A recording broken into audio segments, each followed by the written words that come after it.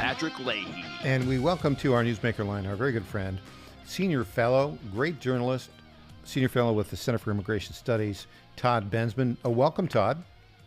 Hey, good to be here. Thank you. Thanks so much. Really appreciate you for coming on today. Okay, so we are 1 week and 2 days since the election of Donald Trump as the next president of the United States. Can we get an update as to the, 400,000 or so illegals who were kind of held in southern Mexico until the election outcome? The election's over. It's been a week and 2 days. Where are they now, and what is Mexico doing about it? Well, we don't see yet a massive surge on the border, and I think I don't know for sure why that might be, but I strongly believe that it has something to do with Donald Trump's threat to the Mexican president from Raleigh, North Carolina, Monday, the day before the election, that if she didn't keep the blockade in place, that he would put 25% trade tariffs on Mexican exports to the United States as soon as he got into office. And if that didn't work, then he would up that to 50%. And if that didn't work, 75%. And if that didn't work, 100%. So I think that really caught her attention. I think that caught her attention. Also, I think that it probably has not hurt that Tom Homan, as soon as he was, actually before he was named, but after he was named Border Czar, that he went on the road with interviews telling the entire world of aspiring migrants that you're going to get deported. He's going to deport all of you. Don't get too comfortable. We're coming after you. That sort of talk, whether it proves out or not, they pay attention to talk like that. Everything that comes out of Washington, they're listening to. Well, and Tom Homan, I've interviewed him, half a dozen times. That is a guy, and you probably know Tom pretty well, I guess. Yeah, I do. This is, he and I are both from upstate New York. He's from Watertown, New York. And I know I have a lot of friends who are, tough guys, right, from upstate New York who go on get law enforcement careers, and they don't mess around. Tom Homan is not somebody I'd want to mess around with. I think he's serious, very serious about his mission. Your thoughts on that, on Tom Homan's impact? Yeah, absolutely.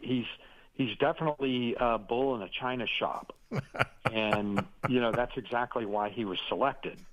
I think Donald Trump wants a bull to smash everything in the china shop right away. And I heard one interview where Homan said something like, I told the president that I could have the border shut down in 120 days, and Trump told me, no, you need to do it in 60. So that sort of thing, that's where we are.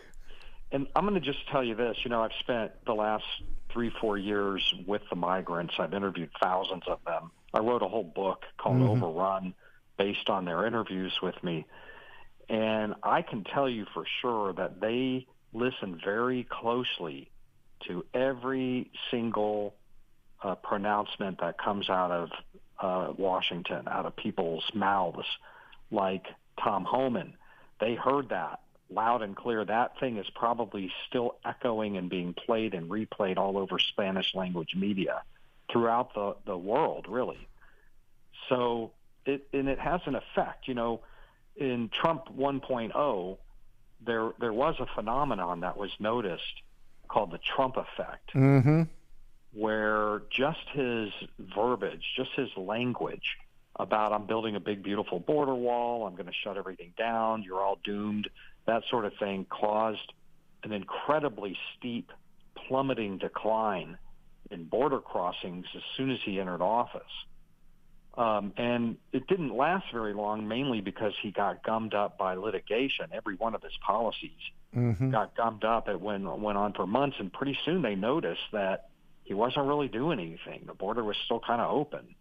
So they started coming until he eventually started to win some of those cases, and got it back under control. So that's really how it works.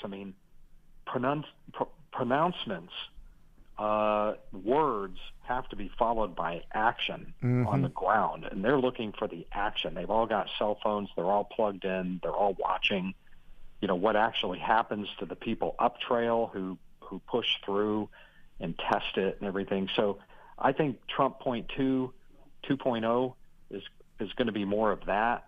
But this time I think it'll be a little bit different because a lot of his policies have already passed the litigation tests. They've been upheld by courts, so they can go right into effect on day one. It's not going to be like it was in 2017 where everything got gummed up.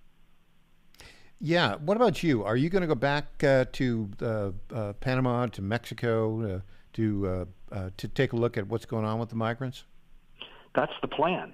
Yeah. I'm going to continue doing what I'm doing. I'm hoping to write a piece soon. I don't have it. I don't think it's there yet.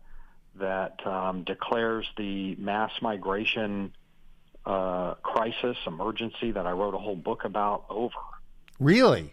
That's what I hope. That's what I'm hoping for. Wow. It's not over right now, but what key things have to happen for you to declare I want to see border apprehensions. Down in the tens, in the 10 to 20,000 range, and with most of those 10 to 20,000 that get through actually being returned. So that would be kind of a return to norm. Any kind of a return to the pre-balloon. I want to see the balloon emptied of its air. I like that. I like that phrase. Okay, so Todd, where do people reach you, and where can they read all the great work that you do? That's right. I work for the Center for Immigration Studies, CIS.org. So you can find my page there with all my material there. And if you want to sign on with my newsletter and social media, you can find all of that at TODDBENSMAN.com. TODDBENSMAN.com. Todd, thanks so much, and we really appreciate you coming on so frequently just to give us an update on this very important border crisis issue that I hope you're right. I hope we'll be able to declare it over pretty soon. Thanks for joining us, Todd. Thank you. All right, Todd Bensman, the great Todd Bensman. Well, more when we get back. I'm Michael Patrick Leahy.